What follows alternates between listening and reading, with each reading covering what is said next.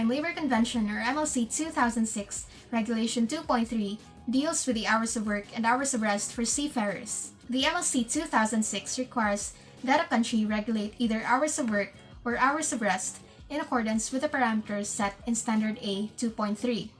The convention also provides information as to specific situations, including drills, emergency situations, and young seafarers. For the purpose of the standard, the term hours of work means the time during which seafarers are required to do work on account of the ship. The term hours of rest means the time outside of hours of work. This term does not include the short breaks. Normal working hours are based on an 8-hour day with a 1 day of rest per week. There are limits of hours of work and rest. The maximum hours of work shall not exceed 14 hours in a 24-hour period and 72 hours in a 7-day period. The minimum hours of rest shall not be less than 10 hours in a 24-hour period and 77 hours in a 7-day period. Hours of rest may be divided into no more than 2 periods, one of which shall be at least 6 hours in length, and the intervals between consecutive periods of rest shall not exceed 14 hours.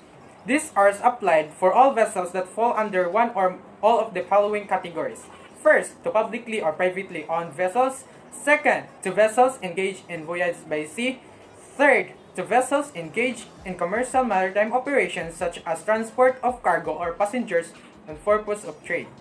The flag state can divide whether or to base the limits on the maximum hours of work or the minimum hours of rest. Masters, firefighting, and lifeboat drills must take place with minimal disturbance to rest periods and must not induce fatigue. Records must be kept of hours of work and hours of rest so that they can be checked to ensure compliance with the regulations. There are additional guidelines designed to ensure protection of young seafarers under the age of 18. They should not have to work for more than 8 hours a day and 40 hours per week. The Maritime Labor Convention aims to establish a level playing field for countries and ship owners committed to providing decent working and living conditions for seafarers, protecting them from unfair competition on the part of substandard ships.